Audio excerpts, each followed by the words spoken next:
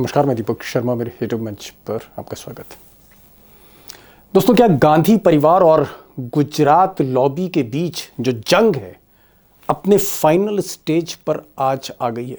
और क्या ये जो लड़ाई अभी तक संसद में थी, सदन में थी, क्या अब ये लड़ाई फाइनल स्टेज में सड़कों पर होगी, डायरेक्ट लड़ाई होगी सड़कों पर, Gujarat lobby versus Gandhi family? और ये बात मैं इसलिए कह रहा हूं क्योंकि आज प्रियंका गांधी ने जो कुछ प्रधानमंत्री के दफ्तर के बारे में बोला, जो हमला उन्होंने मोदी के दफ्तर पर किया, मैं बहुत जिम्मेदारी के साथ कह रहा हूं कि इस देश में विपक्ष का कोई नेता सोच नहीं सकता, हिम्मत नहीं कर सकता।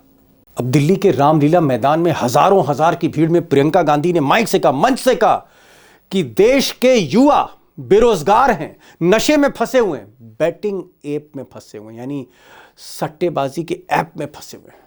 और ये जो सट्टेबाजी का ऐप है, ये जो मोबाइल ऐप है, ये कहीं और से नहीं, विदेश से नहीं, ये ऐप प्रधानमंत्री के दफ्तर में बैठे लोग चला रहे हैं। सुनिए क्या कहा प्रियंका ने। यहां देश का नौजवान महंगाई से जूझ रहा है, बेरोजगारी से जूझ रहा है, पेपर देता है, लीक हो जाता है, कोई उसकी सहायता नहीं है, नशे की तरफ जा रहा है, बैटिंग ऐप में पूरे दिन बिताता है।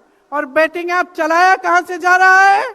सूत्रों के मुताबिक प्रधानमंत्री के ऑफिस में ही एक शख्स ने बैटिंग ऐप के साथ में घोटाले किए हैं। बैटिंग ऐप यानी सट्टेबाजी का ऐप, वो प्रधानमंत्री के कार्यालय में बैठे कुछ ताकतवर लोग जिनका प्रधानमंत्री के साथ सीधे लिंक है, वो चला रहे हैं। अब ये जो बयान सार्वजनिक तौर पर पहली बार पब्लिक प्लेटफॉर्म पर किसी सांसद ने, किसी नेता ने जो दिया, उसके बाद दिन भर कहीं ना कहीं खलबली मचती रही। प्राइम मिनिस्टर ऑफिस में भी, बीजेपी के मुख्यालय में भी, अमित शाह के भी दफ्तर में भी, कह कैसे दिया प्रियंका गांधी ने ऐसा।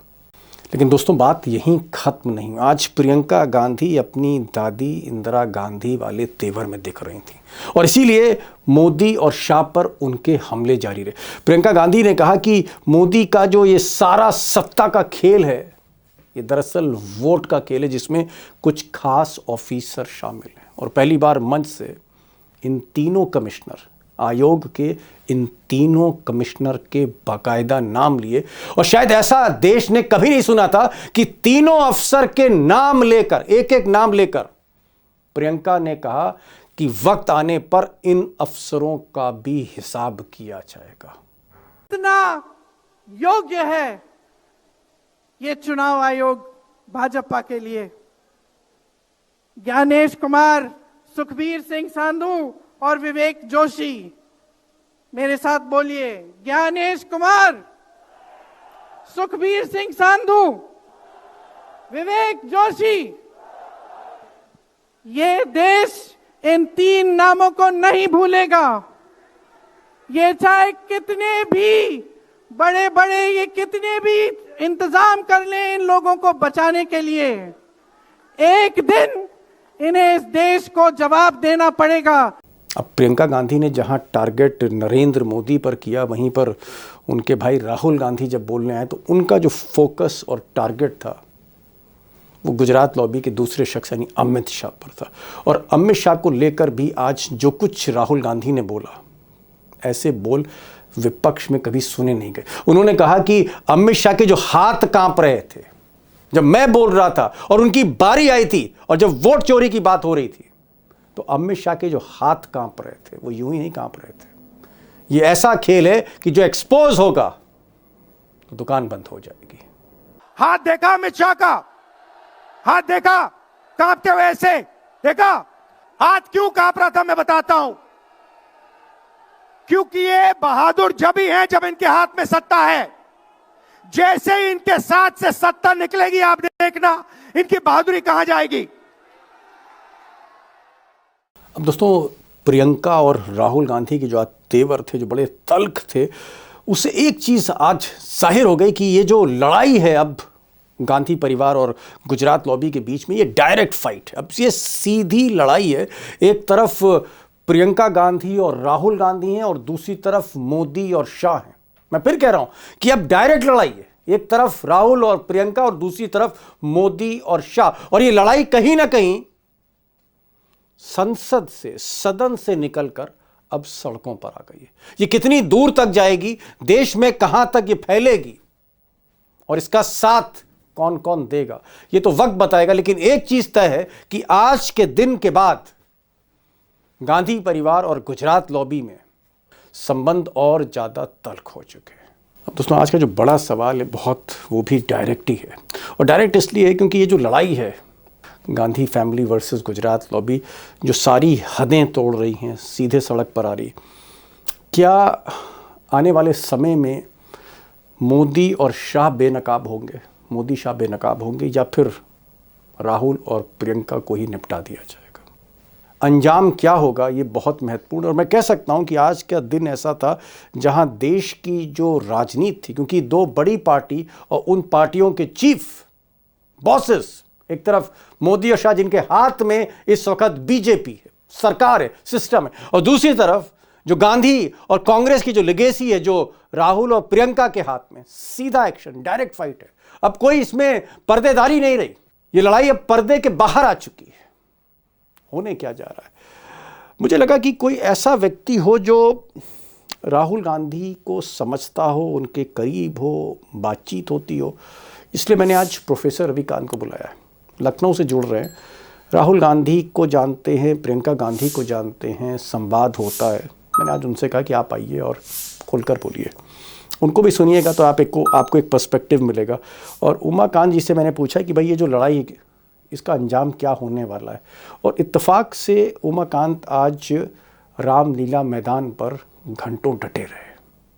प्रोफेसर साहब, भाई आप तो राहुल गांधी को भी अच्छी तरह जानते हैं, राहुल गांधी से आपके साथ उठना बैठना है, प्रियंका गांधी को भी जानते हैं। मैं एक चीज पूछना चाह रहा हूं, प्रियंका गांधी ने जिस तरह से ललकार भरी आज, और मुझे याद नहीं आता है कि इस देश में किसी सांसद ने, मैं कह रहा हूं किसी सांसद ने, विपक्ष के, खुलकर प्रधानमंत्री के दफ्तर, मोदी के दफ्तर पर सीधा उन्होंने हमला किया, और उन्होंने कहा कि जो बैटिंग ऐप है जिसमें हमारे युवा नशे और बैटिंग ऐप में कहीं ना कहीं बहे चले जा रहे हैं, बर्बाद हो रहे हैं, ये जो बैटिंग ऐप है ये प्रधानमंत्री के दफ्तर से चलाया जा रहा है। अब ये जो स्टेटमेंट है वो तो मुझे लगता है कि ऐसा स्टेटमेंट पिछले 11 साल में किसी एमपी ने नहीं दिया।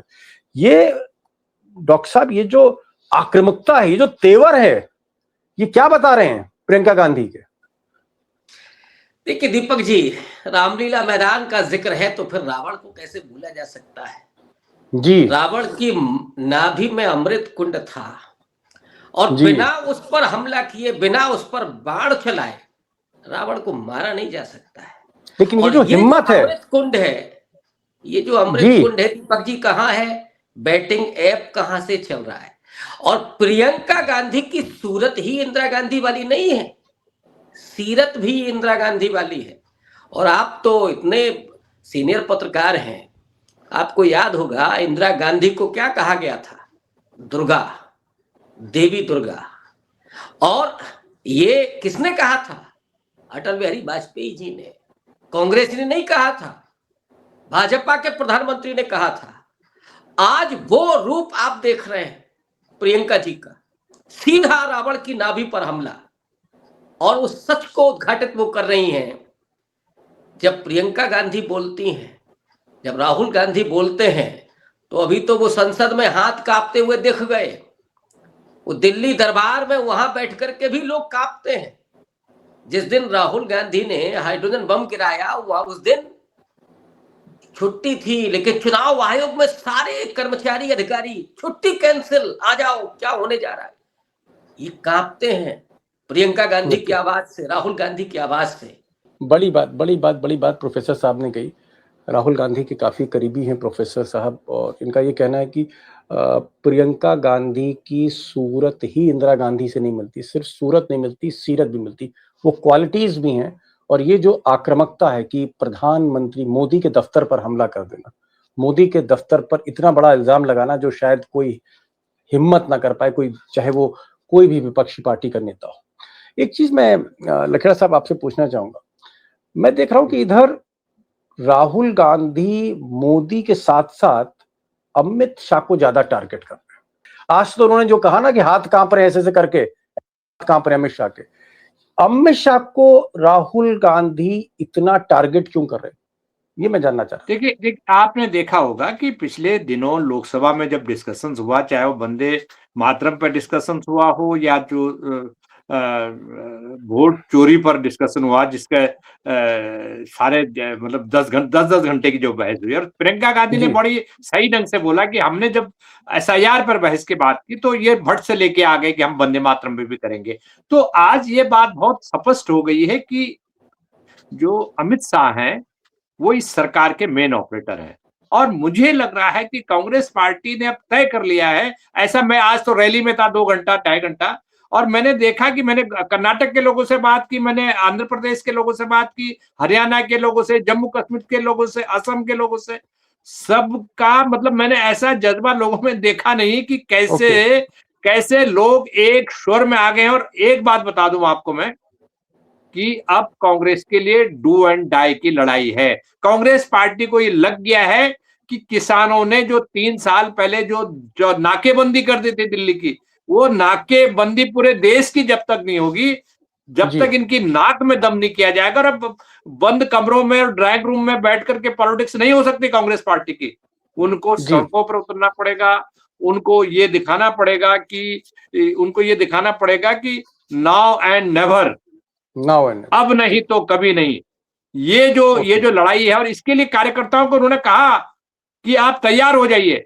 तो मुझे ऐसा लग रहा है कि कांग्रेस पार्टी कुर्बानी देने के लिए तैयार है। जैसे किसानों ने कुर्बानी की और सरकार को झुकाया, तो ये आंदोलन अब जन आंदोलन की तैयारी, जन आंदोलन की तैयारी शुरू होगी। सेक्रीफाइस मोड में है, कुर्बानी के मोड में इस वक्त कांग्रेस आगे बढ़कर सीधे सीधे हेड ऑन लेना चाहते हैं, सड़क पर लेना चाहते हैं। और इसीलिए इन्होंने कहा कि अभी नहीं तो कभी नहीं, नाउ और नेवर, इस मोड में इस वक्त कांग्रेस है। और जहां तक अमित शाह की बात है, ये कह रहे हैं कि भाई अमित शाह मेन ऑपरेटर है, मेन स्ट्रेटेजिस्ट है, राहुल गांधी समझ रहे हैं, तो वो इसलिए अमित शाह को ज्यादा टारगेट कर रहे हैं। एक चीज मैं पूछना चाहूंगा प्रोफेसर साहब, आप तो कांग्रेस को बहुत करीब से देख रहे हैं और कांग्रेस के जो रणनीतिकार हैं उनके साथ भी आपका उठना बैठना है। मैं देख रहा हूँ कि इस रैली में एक तो भीड़ बहुत आई, बहुत ज्यादा भीड़ थी। पूरा रामलीला मैदान के चारों तरफ जो है, पुरानी दिल्ली है, इधर नई दिल्ली रेलवे स्टेशन है, इधर कनॉट प्लेस है, चारों तरफ जाम था काफी, और काफी घंटों तक जाम लगा रहा। लेकिन इस रैली में कांग्रेस का कोई सहयोगी दल नहीं आया, चाहे वो अखिलेश यादव हो, तेजस्वी हो, हेमंत सोरेन हो, उद्धव ठाकरे हो, किसी को नहीं बुलाया। सिर्फ और सिर्फ कांग्रेस ही थी, और अपने बूते पर ये भीड़ इकट्ठी हुई।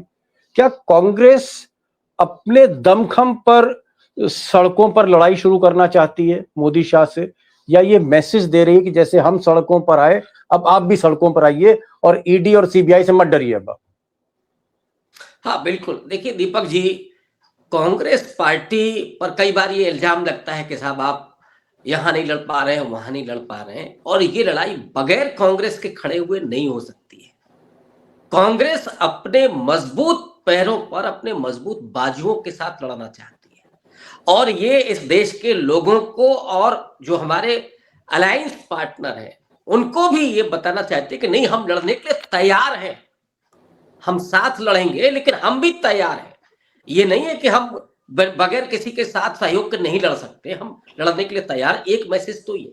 दूसरा, बिहार अभी जिस तरह से चोरी के जरिए जीता गया, हरियाणा गया, तो हमारे जो कार्यकर्ता हैं, संगठन जो कांग्रेस पार्टी का है, उसको भी ये बताना कि ये लड़ाई हम लड़ेंगे और जीतेंगे, सिर्फ लड़ेंगे नहीं, और पूरे मन के साथ, पूरे तन के साथ, पूरे उत्साह के साथ इस लड़ाई को लड़ना भी है और जीतना भी है। देखिए, जैसे जो राम रावण का युद्ध है, अब अकेला रावण ही नहीं था, भाई भी थे, उसके 10 सिर 20 भुजाएं थी।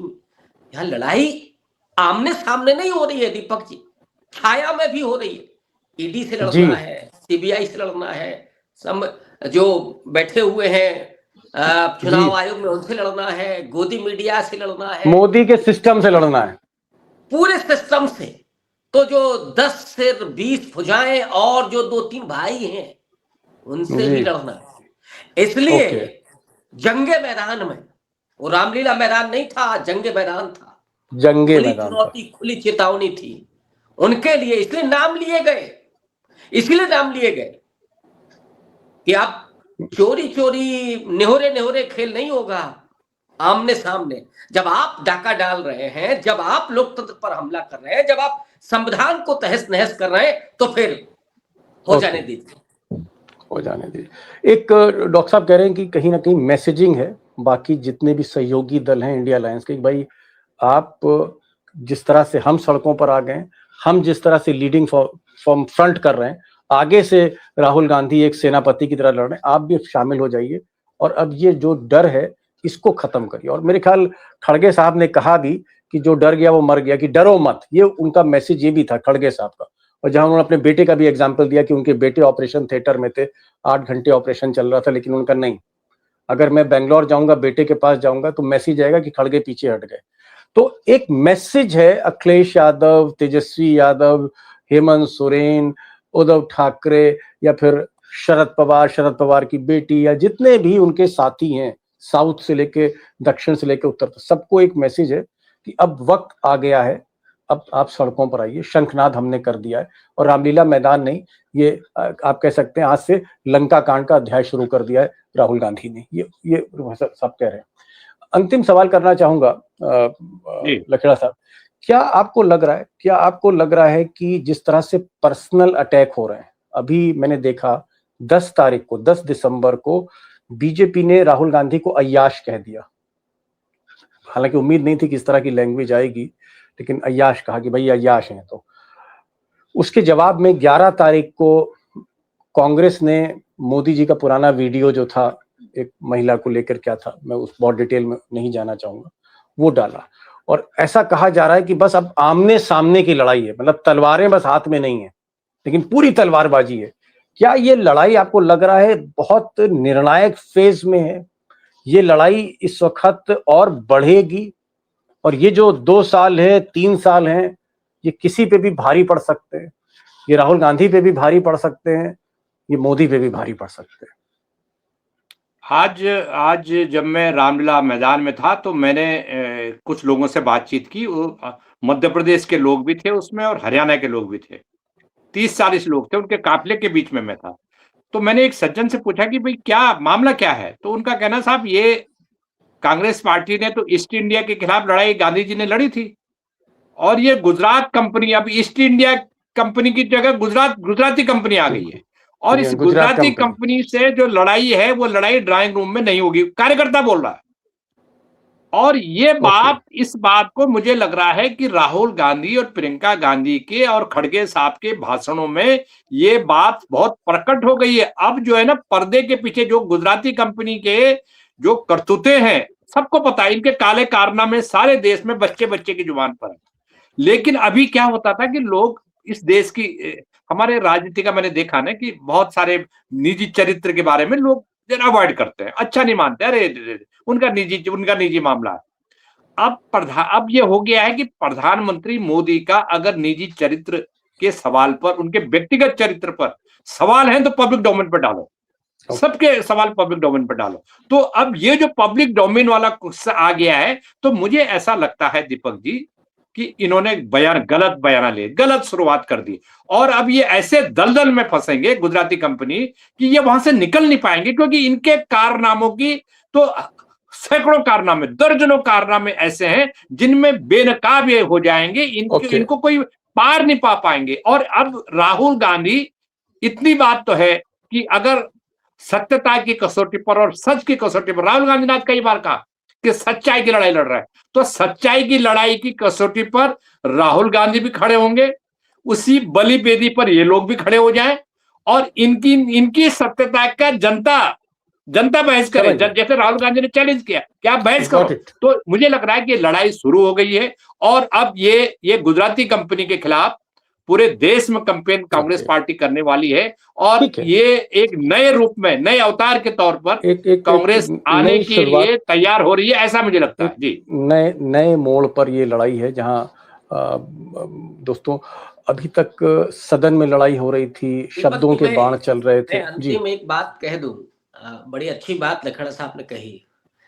मुझे लगता है कि ये देश आरएसएस के उपनिवेशवाद से पीड़ित है और जी। 2 गुजराती घुड़सवार इस देश को रौंद रहे हैं। उसके सामने जो लड़ाई चल रही है वो सत्य की लड़ाई चल रही है, संविधान की लड़ाई चल रही है। और जो मोदी जी का नारा है सबका साथ सबका विकास, आज मैं आपके इस चैनल पर, इस प्लेटफॉर्म पर एक नारा देने जा रहा हूं, सच का साथ, सच का विकास और सच्चा विश्वास।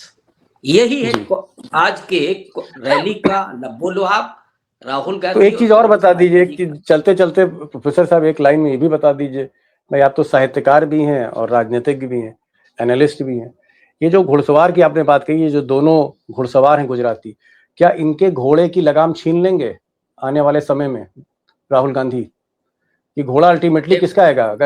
अगर घोड़ा सरकार है तो फिर घोड़ा किसके पास आएगा? अभी तो लगाम गुजरातियों के हाथ में, कांग्रेसियों के हाथ में कब आएगी? डेफिनेटली ये बेलगाम है, ये घोड़ा बेलगाम है। अभी इसकी लगाम हमारे हाथ में आ रही है और उसके बाद सवार भी उतरेंगे। ओके। ये जो सवारी कर रहे हैं ना, घोड़े की लगाम भी हाथ में आएगी और घुड़सवार भी घोड़े से उतरेगा, ये बता रहे हैं। और एक बड़ी बात यह है कि आज ये जो तारीख थी, आज का दिन था 14 तारीख को रामलीला मैदान, ऐतिहासिक मैदान इस देश का, यहां से जो बिगुल फूका है, दोनों हमारे एक्सपर्ट्स कह रहे हैं कि एक नई शुरुआत है, जहां कांग्रेस संसद के सदन से निकलकर, शाम के टीवी के डिबेट के कैमरों से निकलकर, पार्टी के दफ्तर से निकलकर सड़क पर आ गई। और सड़क पर सिर्फ नेता नहीं आए, अपने साथ जनता को भी लेके आए। और इसमें कोई शक नहीं कि आज की जो रैली थी, ऐसी रैली फिलहाल कुछ बरसों में नहीं देखी गई। रामलीला मैदान जहां ठसाठस भरा था, ट्रैफिक जाम था पूरे दिल्ली में, आज कह सकते हैं। बहरहाल लकड़ा साहब, आपका भी शुक्रिया। प्रोफेसर साहब आप आए और आपने भी मतलब आज बहुत कुछ खुलकर बातें कर दी हैं, उसका भी बहुत बहुत शुक्रिया। Thank you so much both of you for joining this program. Thank you so much.